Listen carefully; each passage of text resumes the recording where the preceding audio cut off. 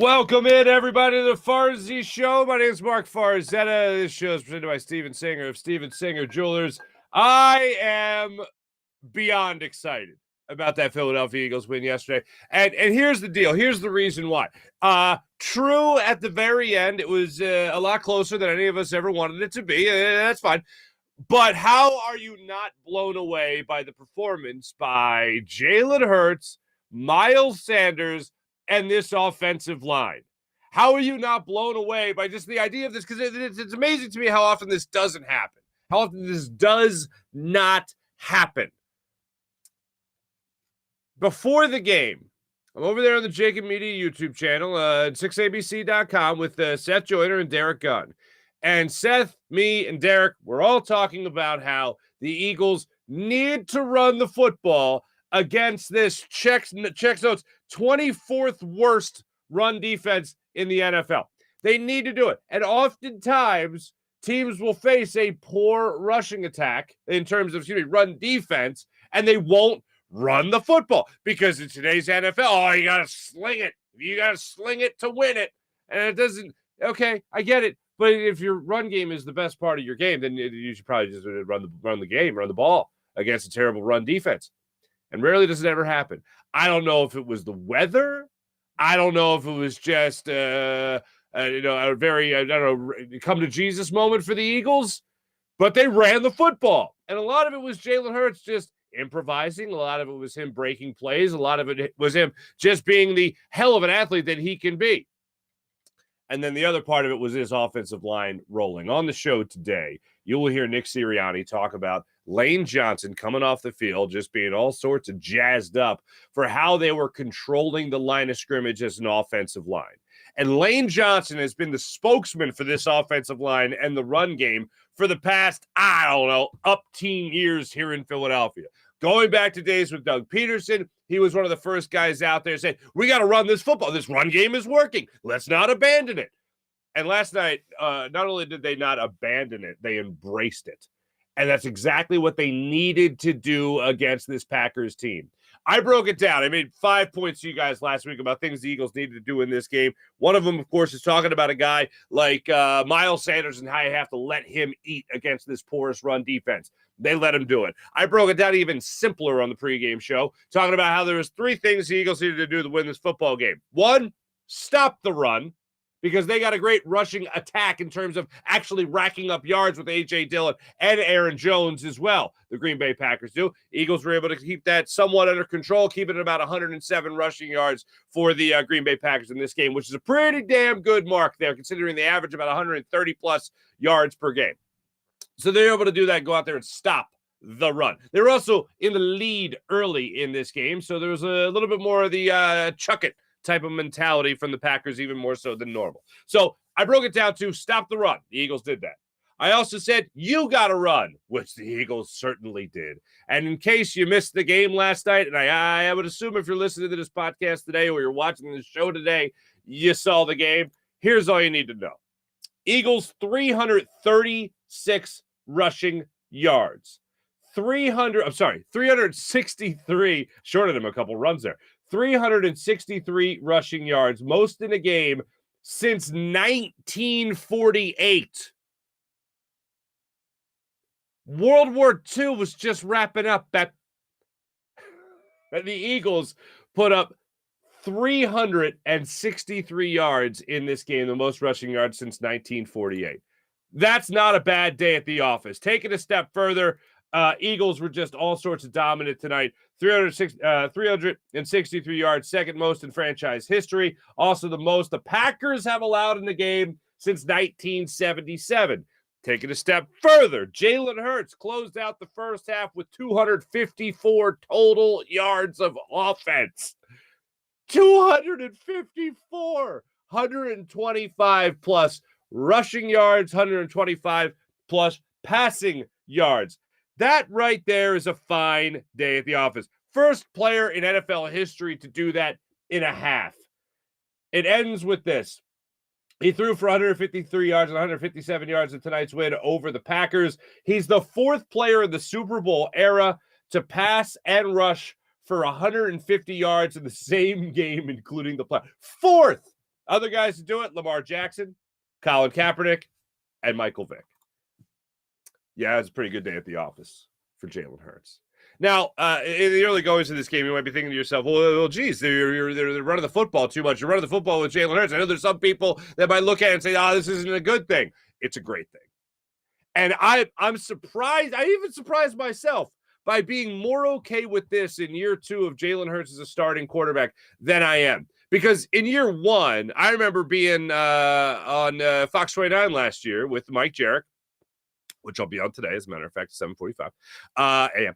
But I remember being asked by him about, should we be concerned about how much Jalen Hurts is running? And I said, no, because he's a young quarterback. It's his first year as a starter for this team. And no, I'm not worried about it right now because other things will come. The passing game will come more naturally. Decision-making will come more naturally. He'll be coached up. He'll put in the work in the offseason. I'm not worried about how much he's running last year.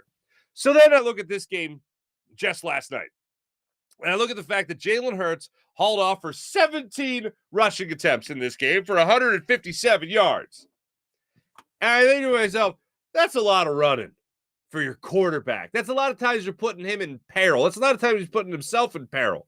I'm even more okay with it this year, and here's why. Because a lot of people look at that and say, you can't win like that in the NFL with your quarterback running as many times as he is because where's the passing game? How is he improving upon his passing game?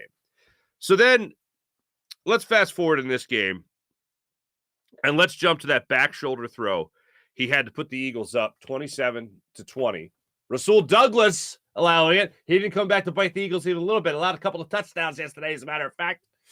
But Jalen Hurts gets the Eagles down the field. Miles Sanders is a nice run. Jalen Hurts is great on the drive.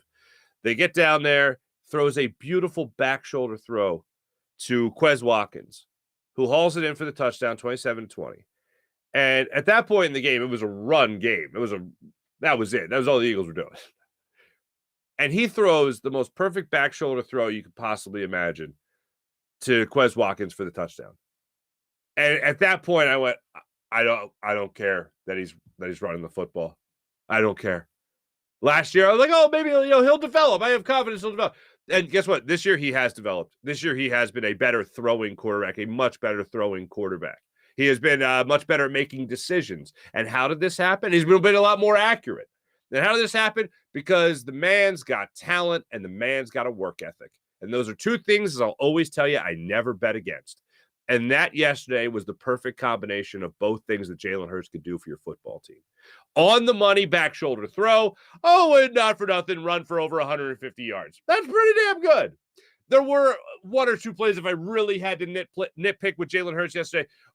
One play in particular, I believe it was in the third quarter. He had an open running lane, wide open field in front of him to at least gain the first down, which he did. Good for him. But on this particular play, he also had Miles Sanders wide open on the sideline, that it was an easy dump-off pass where Miles Sanders either gets out of bounds, gains you the first down still, or maybe even breaks it for more. I haven't seen the all-22, so I don't know what was in front of him, but just by what it looked like on the old TV there, it looked like you had an opportunity for Jalen Hurts just to dump it off of Miles Sanders. Miles Sanders either gets out of bounds and gains more yards and still gets the first down and doesn't get hit, or Jalen Hurts just didn't slide, took a hit. It wasn't a huge hit, but it was still a big hit. And I thought that was an opportunity for Jalen Hurts just to not get hit on this particular play and instead dump it off to a running back, maybe to get hit. And he did it. There's one more play that, if I'm really nitpicking, I don't even put this on Jalen Hurts. I put it more so on Nick Sirianni. Why the 3rd and 7, or excuse me, why when it was 13-7, go for it on 4th down in your own territory. You're on your own 37-yard line. You established a 13-0 lead 6 minutes into the game. You're the better team. The Packers just got in a good situation where they scored a touchdown. It's 13-7. Why not just punt and bury the Packers in their own territory? Why go for it? And look, most of the time, I'm all for Nick Sirianni being aggressive, Shane Steichen being aggressive, Jalen Hurts being aggressive. I'm all for the Eagles being aggressive. And behind that, we all know the stat that Jason Kelce has screamed from the rooftops when it's come to when it's 4th and 1. You go for it every time because there's like a 94% chance of success if you go for it, especially if you have a Hall of Fame center like Jason Kelce and a quarterback like Jalen Hurts. That was a situation where it was stupid to go for it. And they went for it. And here's why I think it's stupid. One, you didn't need to. You had the lead in the game. I know it's early. You're still establishing yourself, and it's fine.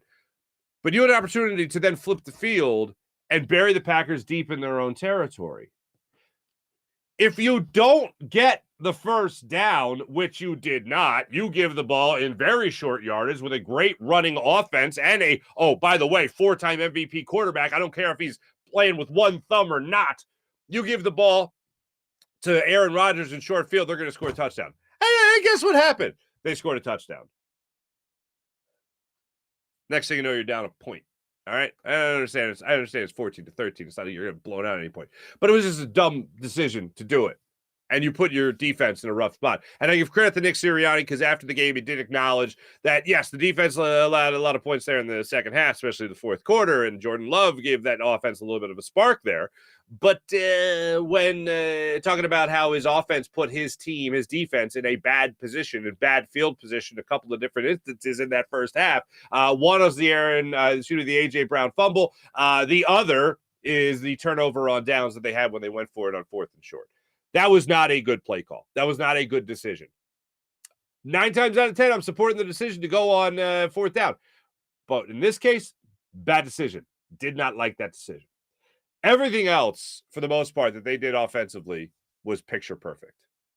Picture perfect. I feel like a lot of times you as fans, I feel like a lot of times media, I feel like a lot of times former players, Seth Joyner included in this, will scream about how this team needs to run the football. Miles Sanders having himself a career year, folks. In a contract year, in a year that when we went into training camp, we're talking about, Miles Sanders, is he even the first back anymore? Or is it Kenny Gainwell? Or is it Boston Scott? Are they going to bring in somebody else? Miles Sanders having a career year. Career high in touchdowns. Another career high. He matched his career high earlier in the season. I guess Washington, I believe it was. Then this time around, he goes over his career high in this game. Miles Sanders hauled off, not too shabby for 143 yards on 21 carries, 6.8 yards per carry. Jeez. With 2 touchdowns. Not too shabby. Not too shabby at all. But we'll scream it. Give the ball to Miles Sanders. Run the ball with Miles Sanders. Spell your quarterback. Let your offensive line eat. Let your running back eat and get after it. And that's exactly what the Eagles did in this football game. I'm just flat out amazed by what they were able to do. And the fact that they stuck with it, they didn't abandon it. They knew going into the game, they could beat the Packers with it. And then they said, you know what? Go ahead and try to stop me. One of my favorite quotes you'll hear from Jalen Hurts after the game. Hey, so how'd you have so much success running the football? And his answer is brilliant. I'll give a little bit of a spoiler, a little bit of a teaser for it. But he's like, I ran and they couldn't catch me. Sometimes you just keep it simple. And that's what they're able to do in this game. So I mentioned Jalen Hurts. I've mentioned Miles Sanders. I've mentioned this offensive line. There's one more guy. I mentioned Nick Sirianni. I mentioned Shane Steichen, whatever. There's one more guy that I got to talk about. And somebody tweeted me during the game after I put something out there about how, you love to see this kid do what he did in training camp and in the preseason to earn his roster spot. And somebody said, I never even heard of this guy before tonight, but I'm loving him. And I said this on Twitter, exactly this. I say this with zero snark, and I say this with zero sarcasm. That's why you watch the preseason finale. I know in the moment, a lot of people are jabbing fun at it. I know a lot of people are taking jabs. I know a lot of people are just being sarcastic. Oh, third preseason game is stupid. Why would we even watch a preseason finale? It shouldn't be preseason. That's how most people sound in my voice that I disagree with, or in my head that I disagree with. Reed Blankenship went out there against the Dolphins and tore things up. Was always around the ball. And that's really where I started to pay attention to him. Because that third preseason game, you want to get a feel for who's really trying to make the team. And the guy that jumped off, use this term from coaches, jumped off the tape. He jumped off the film, was Reed Blankenship. He was around the football every play. Every play he was out there on the field, either the end of the play was caused by him, or when the play ended, he was right there. He was in your shot. And you're like, all right, this guy's all around. All right, good for him. It's nice. And I'm like, you know what? I'm kind of pulled for this guy to make the team. Sure enough, final roster comes out. Bada boom, bada bang. He's on the final roster spot. In this game, C.D. Deuce, Charles Gardner-Johnson, leading the league in interceptions, gets a rib injury. He leaves the game. Reed Blankenship comes in. Third career snap, maybe. Intercepts Aaron Rodgers in the second quarter of that game yesterday. He was asked about it after the game, and he said, I didn't know what to do. I think when athletes almost surprise themselves by what just happened, it's like, did I just pick off Aaron Rodgers? Oh, my God. Oh, I have to celebrate. Oh, no. And they go back, and they celebrate in the end zone, which was fantastic. It's exactly what you want to see. And to see him pick off that ball, and the Eagles later were not able to cash it in because that was followed by the A.J. Brown touchdown, or fumble, which is a shame. They weren't able to punch that one in. They weren't able to turn that one into points, unfortunately. But to see him at least come up and make that play, and then see him throughout the game continue to make plays, and that flag on Reed Blankenship was bullshit. That was an awful call. And I even heard Collinsworth in the broadcast, and I'm not a Collinsworth hater. I don't believe in the national announcer hates my team BS. But anyway, I heard Collinsworth say in the broadcast, it's just him leading with his helmet. And you clearly see Blankenship's elbow make contact with the helmet. And it's like, that's not leading with the helmet. That's not helmet to helmet. How is that a penalty? That's a good football play. And the guy's still fighting for extra yards.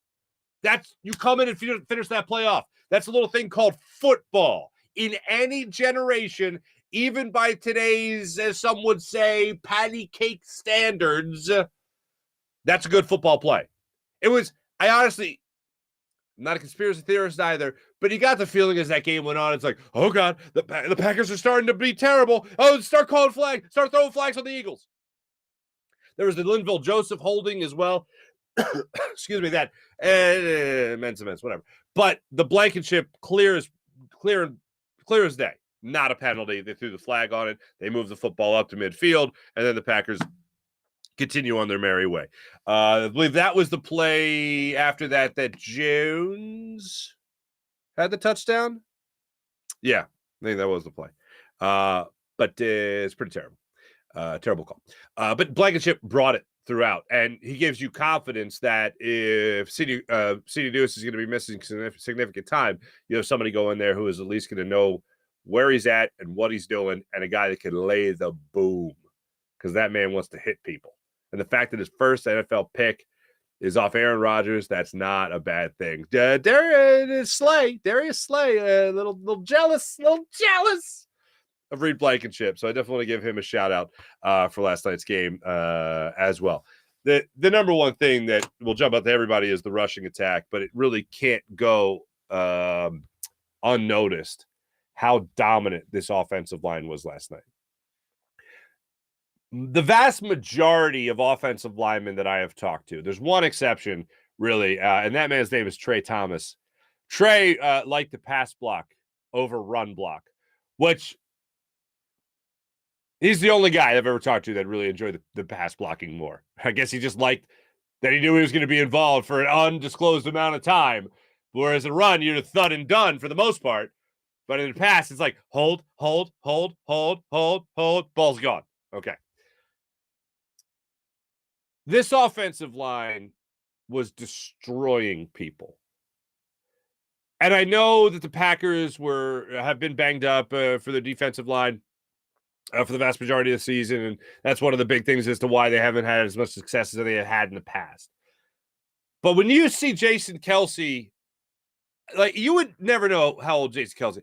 The guy still is able to pull out of the center position and get downfield in the blink of an eye. It's like 0 to 60 in no time at all. And you think about this. Yesterday, Jason Kelce played in his 170th game on the Eagles offensive line, passing Chuck Bednarik for all time on the Eagles list for most games played as an offensive line. 170 games. And when I saw him pull off the ball and block for Miles Sanders and make it downfield faster than anything, I'm just thinking, please never retire. You got at least 5 more good years in you. Please never retire. When I see Lane Johnson going down the field on that fumble by A.J. Brown, he didn't make the play. He hit his own guy, Jordan Mailata, but it got me thinking, that's a hell of a lot of athleticism from a big man like Lane Johnson busting it down the field to try to make a play and help his team out. He didn't do it, but just to see the athleticism of him get the point A to point B, and unfortunately point B was Jordan Mailata. It wasn't the ball carrier, and that's Walker, unfortunately. But just the athleticism is incredible. And Isaac Seumalo, for a guy that is playing next to the best right tackle in football, in Lane Johnson, as Nick Sirianni will say every chance he gets. And a guy like Lane Johnson, not his best game, Landon Dickerson, not his best game yesterday, had a penalty, injury as well. You see Andre Dillard go in there to play left guard all of a sudden. What the hell? And then also, of course, you have Jordan Mailata just tearing people apart. You look at this offensive line, and there's just not a weak link. And not only is there not a weak link, these guys seem to only get better as time goes on. And that, of course, is a credit to Jeff Stoutland. And Jason Kelce said after the game yesterday that, he had a great time at Cincinnati, but the longest time he's ever spent at a university is Stoutland U. And Stoutland University has become a very popular place for Eagles offensive linemen to go and get educated and come out and throw bodies around.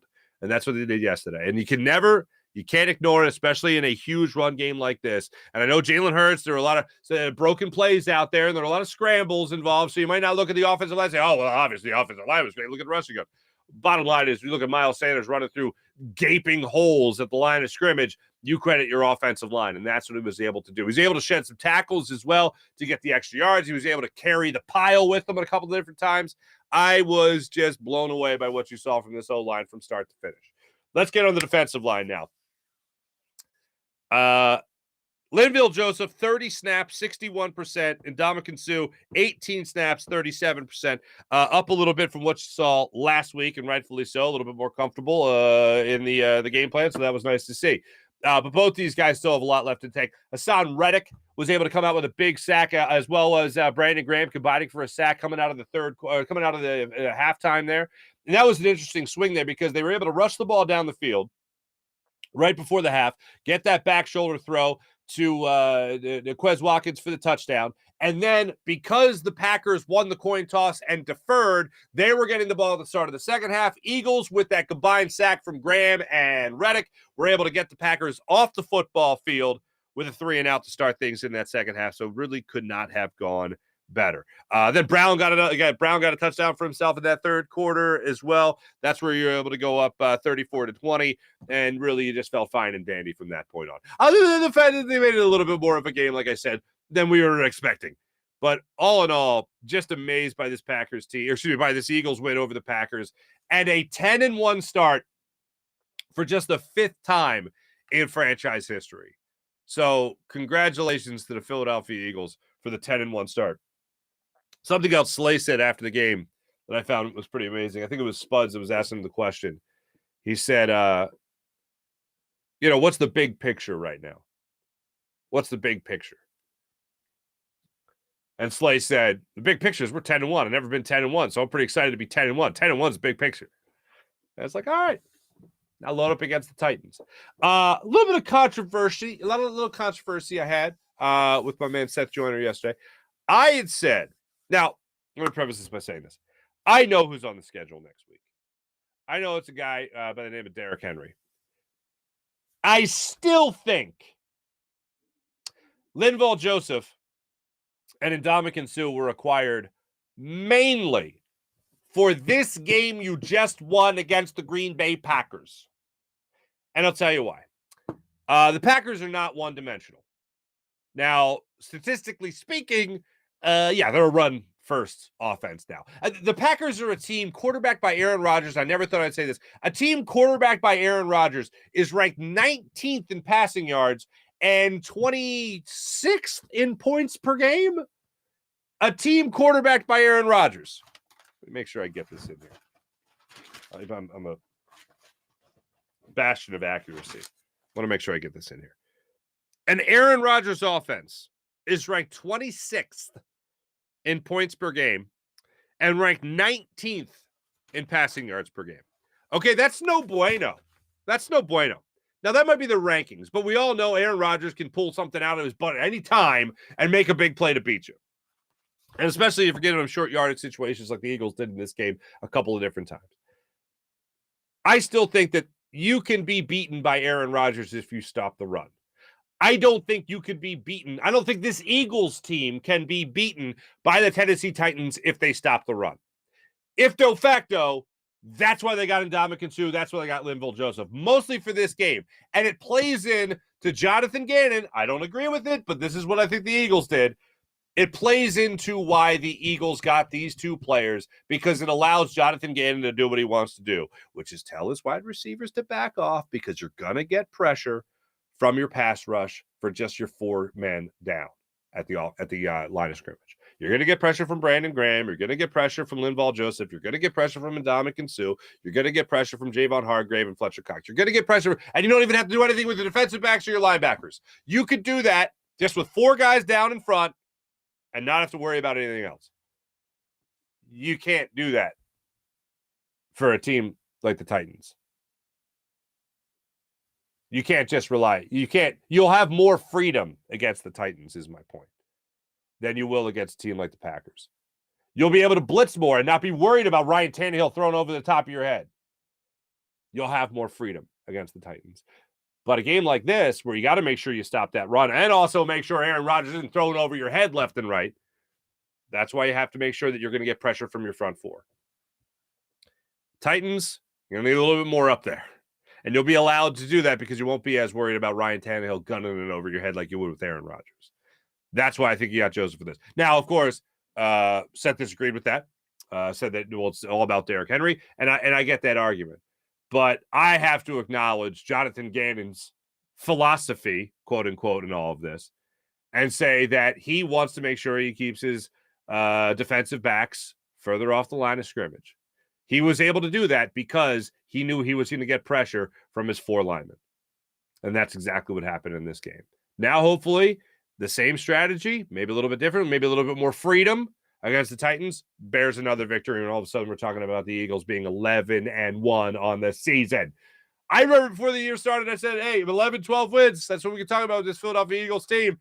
I didn't think it would happen this quick. But here we are. Let me tell you about man Steven Singer of Steven Singer Jewelers, the other corner of 8th and Walnut, right there on Jewelers Row. Ladies and gentlemen, when it comes to all your big jewelry purchases, trust my man Steven Singer of Steven Singer Jewelers. One place, one price, the perfect price each and every day. Online at IHateStevenSinger.com. That's IHateStevenSinger.com. Let's talk about the amazing people at Manscaped. Manscaped.com. Use promo code Farzy at Manscaped.com. Promo code Farzy for 20% off at Manscaped.com. It includes the Platinum Package 4.0 trimmer. That's their best bundle yet right now. Their Platinum Package 4.0. It includes the amazing lawnmower. It includes the amazing Weed Whacker ear and nose hair trimmer, and it all comes with skin-safe technology that helps reduce the risk of the nicks and cuts with Manscaped. Go to manscaped.com for 20% off and free shipping at manscaped.com. How about the amazing people at PHL Sports Nation, Philadelphia Sports Nation, enhancing your Philadelphia sports fan experience across all social media and blogs? That's phlsportsnation.com. How about, Freestone Farm CBD, freestonefarmcbd.com. You like Freestone Farm? You like CBD? How about Freestone Farm CBD? Use promo code Farzy for 20% off.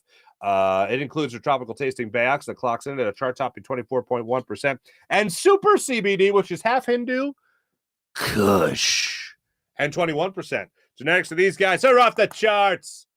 Try the amazing people there at Freestone Farm CBD, freestonefarmcbd.com. 20% off with promo code Farzy. How about Mojo? Download the Mojo app to your phone right now. Over 300 skilled players in the NFL, from quarterbacks to wide receivers, from tight ends to running backs. You could bet right? You could buy their stock prices low and sell high. For instance, you're looking at a guy like Najee Harris has come on as of late. His prices started out low. It's getting a little bit higher. Miles Sanders' price starting to go up a little bit. Buy low, sell high. It's the name of the game. Each player has a share price attached to them. You can buy low and sell high and make yourself some money. Available in New Jersey right now. Download Mojo to your phone right now. Available on iOS. Go to mojo.com for more information. Gambling problem, call 1-800-GAMBLER. Before we get into our chat check, I want to make sure we do our Rothman Orthopedics locker room report and see how everyone was taking in this victory yesterday. First, I got to get to this. I'll save them for last because it's the best one, I feel. Yesterday, Nick Sirianni, after the game, talked about how this game was all about feel.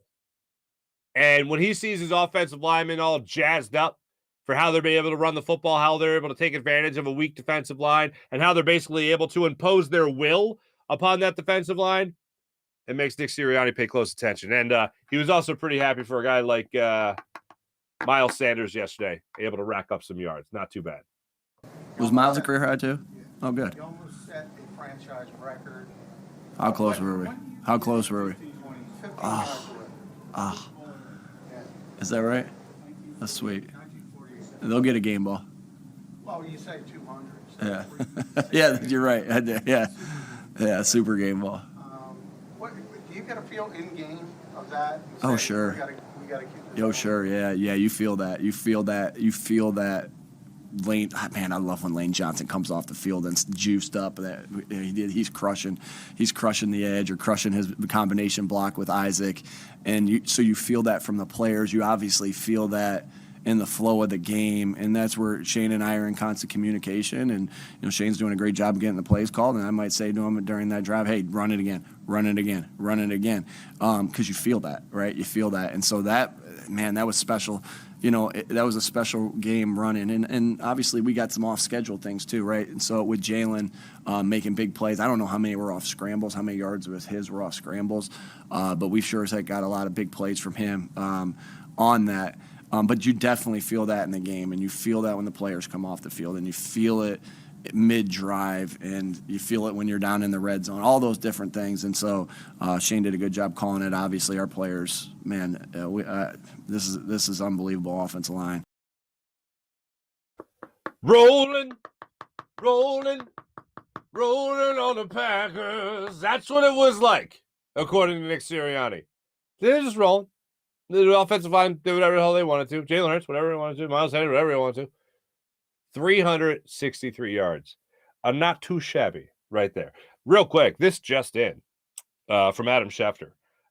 Aaron Rodgers was worried, and when I say this just in, for the people listening later on the podcast, at 6:38 in the morning, and this came out at 6:32, Aaron Rodgers, according to Adam Schefter, was worried he punctured his lung last night when he was having a hard time breathing. X-rays did not show that, per a report from Rob Demoski. Rodgers will undergo additional testing today on his ribs to see if there are any fractures. One thumb Rodgers. Also rib issues in that game, which you knew, but he was worried he punctured his lung. Thank you, Adam Schefter, for that report. Let's get back to Nick Sirianni here.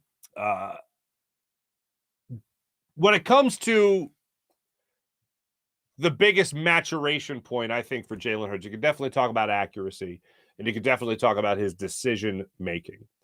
When he has a game like last night, and you see 17 times he ran with the football, and you see an incredible day from him when it comes to running the football, and as well as he did.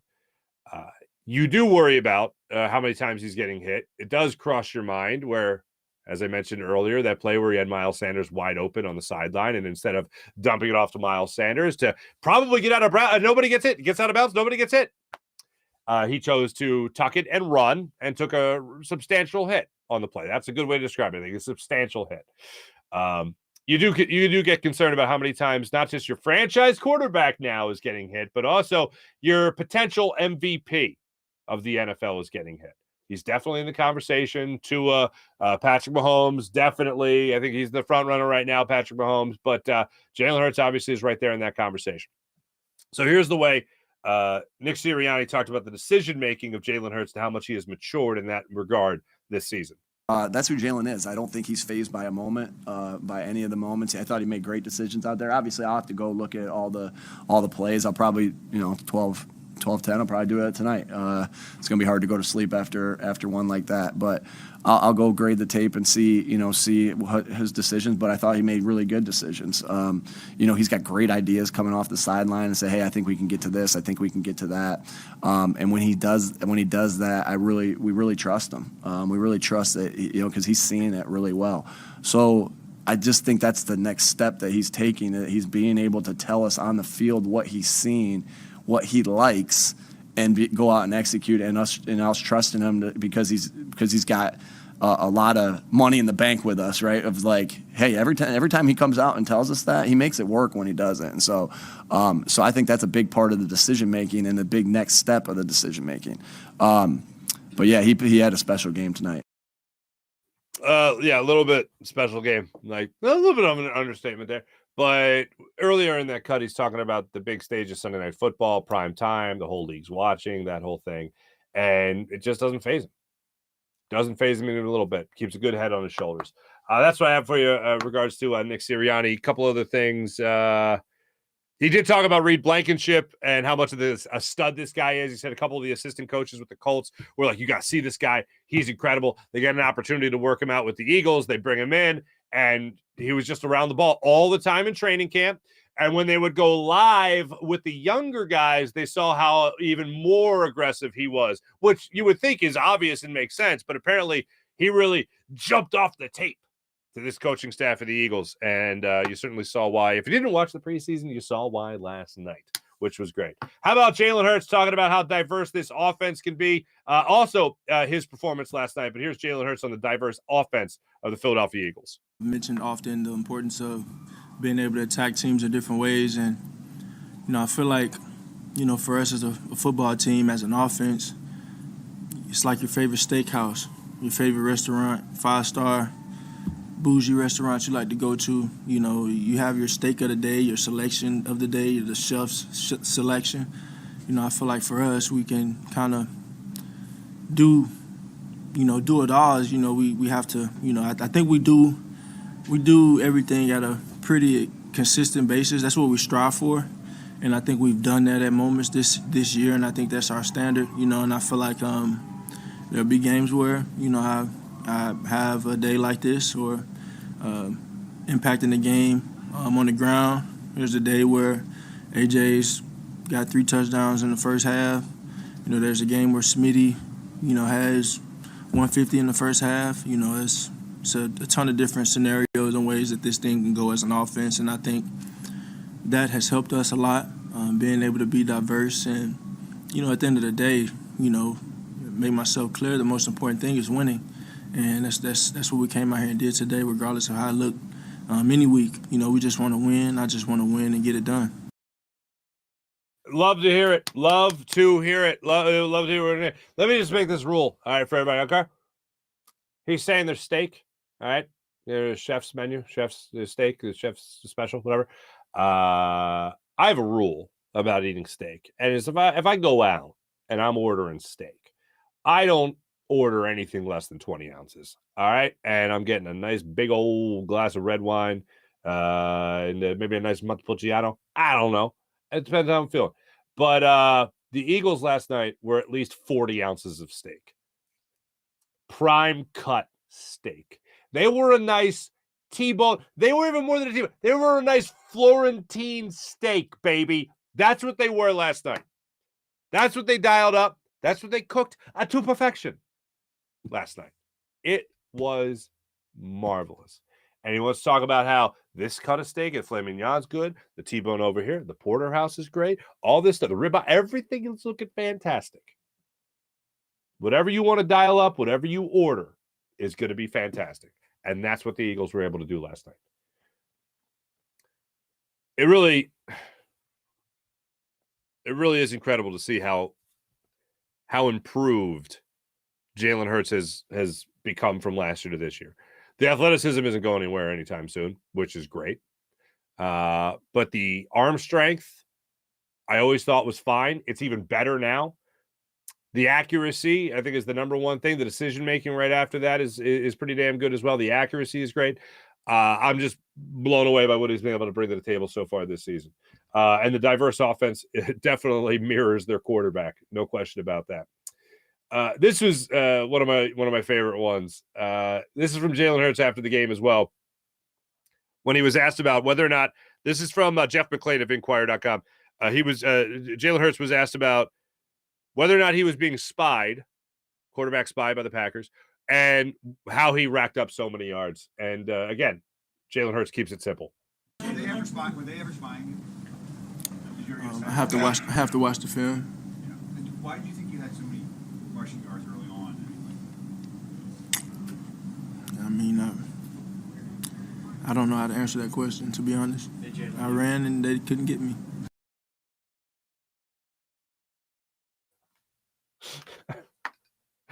They just couldn't catch me. So, see, it's a problem when you're fast and you're quick and you're agile. You just can't catch me. All right. They couldn't catch him. Who needs X's and O's? By the way, speaking of can't catch, damn, that Christian Watson's fast. Not that we didn't know that going into yesterday, but Reed Blankenship is having himself this great game, and then there's that crossing pattern, and Watson gone. Watson go bye-bye. And Reed Blankenship and Marcus Epps, who had the angle on him, was not a wide enough angle. I can still remember my freshman, the only year I played organized football, my freshman coach being like, "You don't run to the ball, you run to the spot where the ball's going to be." And Marcus Epps, "I'm going to run to a spot where the ball's gone." Ball's gone. But yeah, great stuff from Jalen Hurts. Interesting. Catch him. And then finally, any Eagles fans, this is what you want to hear.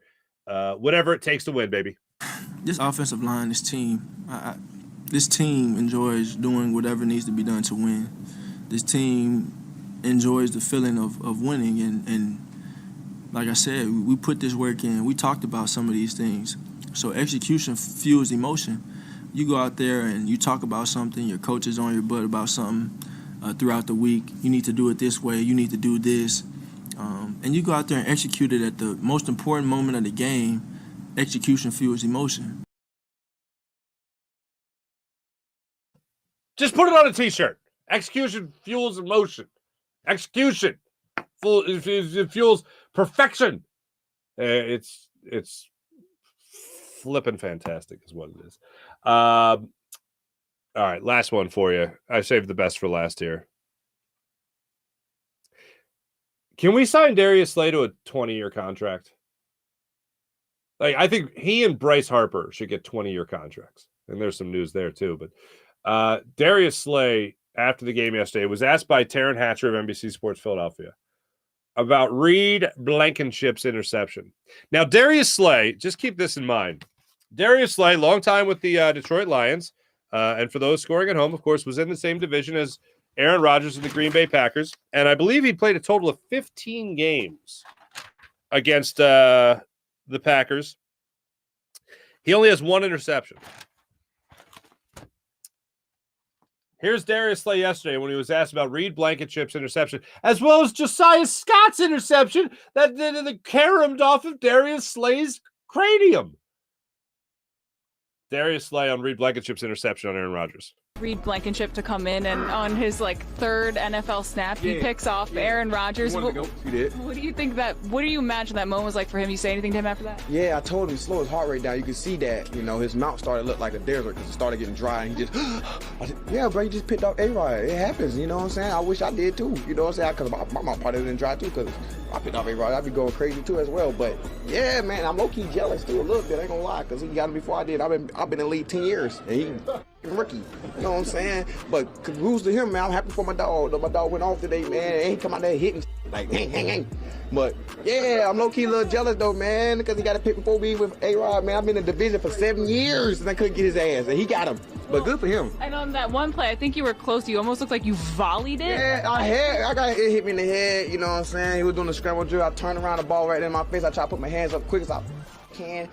I'm glad my boy Josiah got the pick though, and I'm jealous by him too. So they might not need to talk to me for the rest of the week this week. I'm sad. You know what I'm saying? I'm gonna have a Mount Rushmore ball. You feel like you deserve an assist on that one, maybe? No, I want the full. I ain't gonna say thing because I pause again. I need the full ball. Football.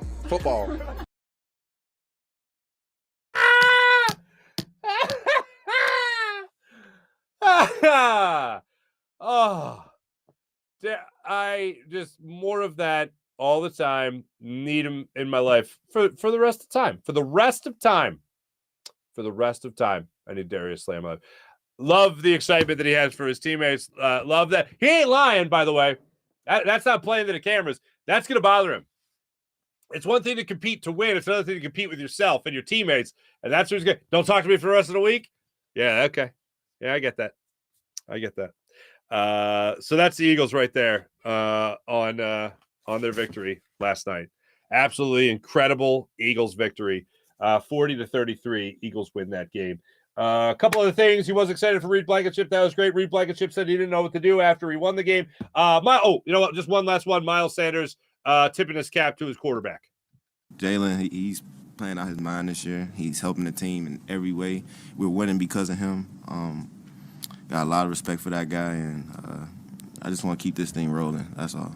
Just keep getting better each and every week. Pretty great right there. Pretty great right there. Miles Sanders talking about how great his man Jalen Hurts is. Let's jump into the chat check now, see how you wonderful people are doing today. Of course, I did do a show Friday morning. Felt like I just needed to talk to you guys once again. We did have the Farzy show party. We talked to a bunch of you guys, T-Bro, April. You guys were great. Dan Schwartz, you guys were great. I know some of you chimed in as well on the comments there during the show on Wednesday night. It was so appreciate everyone who jumped in to be part of that process as well. Part of that show. It was a lot of fun to do the Farzy show party, the first ever. Great talking to all you wonderful guys. Ari, great talking to you. Good time. So let's get that chat check and see even more recently how you guys are doing today. T-Bro, victory! John Cheeseborough, what's going on? Good morning, everyone. Good morning. Sean Gillespie, good morning. What's popping? If there are some issues that annoy the hell out of you this victory Monday after a dominant performance, special teams tap dance. Oh, yeah. On my last name, Marcus App stinks. Josiah Scott, ugh. Yeah, no bueno. I will say the touchdown to Aaron Jones that came after the A.J. Brown fumble, the touchdown that made it 20-20, and they missed the extra point. Epps kind of got caught in no man's land there. Rodgers was rolling to his right, threw back, not across the field, but to at least the middle of the field, and it looked like Epps got caught up covering, I think it was Watson going on the outside, and he was open over the top, and Aaron Rodgers, we've seen a million times, just float that ball in perfectly for the touchdown. So Epps kind of got caught in no man's land. Aaron Jones wide open in the middle of the end zone, and that was a touchdown. 20-20. Bada boom, bada bing. But yeah, special teams definitely struggled again in this matchup, unfortunately. Let's see who else we got. Sean, what's going on? Paul Keed, what's up, Paul? What's going on? Nice to see you. I am now pushing the wrong button, which I know scares the hell out of everybody, including PJ. Wow, I am all over the damn place today. Boop. Mally! What's up, Mally? John Cheeseborough, one thing I would have liked to have seen, the Eagles should have used Watkins with jet sweeps because Green Bay literally ignored Watkins and everybody who went in motion. Yeah. You know what? Only one time I really picked up on them covering somebody in motion or staying with somebody in motion. And I think it was actually when they used Miles Sanders and ran him to the outside. Was it Miles Sanders? Whoever it was, they actually fouled it, opened up the middle of the field, and Jalen Hurts got a big run out of it. TJ Edwards and Blankenship were like the Bash brothers last night. T-Bro, so glad you mentioned TJ Edwards. Thank you. There were a couple of different plays last night that TJ Edwards showed me, like, forget about being a serviceable linebacker. The man's making plays. The man is making plays. He is getting more comfortable in this defense. He's getting a lot more comfortable considering the help in front of him as well. TJ Edwards is above serviceable linebacker. He's a damn good linebacker. That's what I have upgraded TJ Edwards to. Serviceable linebacker to damn good linebacker. That's where he's at right now. Dan Schwartz, what's up, man? I passed out at halftime. There you go. John Cheeseburger, you sunk my Blankenship. I heard Tarico put that out there. That's great.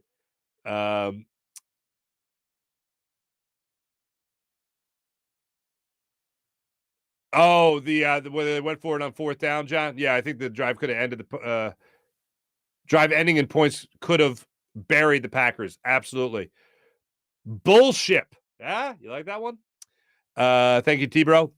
Dan Schwartz, they're going to shut down Rodgers for the season now. Not that it matters. They very well could.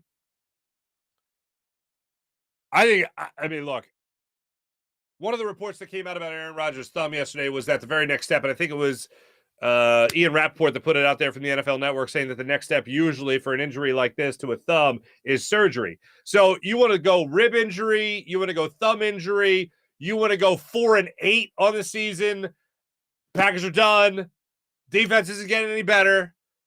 I think you put Aaron Rodgers in bubble wrap. He's done for the year. Jordan Love, go get some, and that's the end of it. PJ came in at the end, Dan. PJ came in at the end of the show with, by the way, a finely groomed haircut. Combed his hair, no hoodie. Came in at the end of the party show Wednesday on the Farzy Party Show, and he bid a fine hello to everybody. So that was nice. I'll say it again for the people that didn't see it. April had a pint of wine, not a glass of wine, a pint of wine. Respect April. Somebody pointed out the Jalen Hurts era started in Green Bay. Yeah, it's true. The Jordan Love era could have started in Philly. John Cheeseborough, excellent. Dan Schwartz, the Blankenship era started in Mark's heart. This is true. Will not stand for PJ Standard. PJ, the bar demanded my attention. I get it. Dan Schwartz in the corner of his laundry room.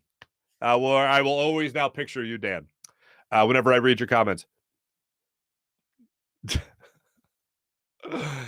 Oh, AJ Brown, yeah, facing a former team, goes off on it. John, I love it. Dan, yeah, Titans pass D is weak. Paul Keene, didn't he already go off against Pittsburgh? Yeah, but why not again? I'd love another 3-touchdown performance. Paul Keene, I'm with you. This person just going as A. What's up, A? Yesterday was a good day. Both the Eagles and Sixers won. Yeah, Shake Milton going off. How about that? Not bad. Fine weekend. Flyers still suck. That sucks. Daniel. Yes, lawnmower, weed whacker. Won't say the other thing. April loves how hype Nick Sirianni gets for his players, and rightfully so. EM, hell yeah. Hell yeah. Sean, good morning. Again. John, hello. Real time. What's up, real time? Chopped cheese American on a roll? What? Ooh, I see what you're saying. Chopped cheese. That's great. Uh-oh. I'm losing you guys. I like the black helmets. Thank you, A. Yeah, they were cool. Hey, look, if you put up 40, black helmets are awesome. Still get me the Kelly Green, please and thank you.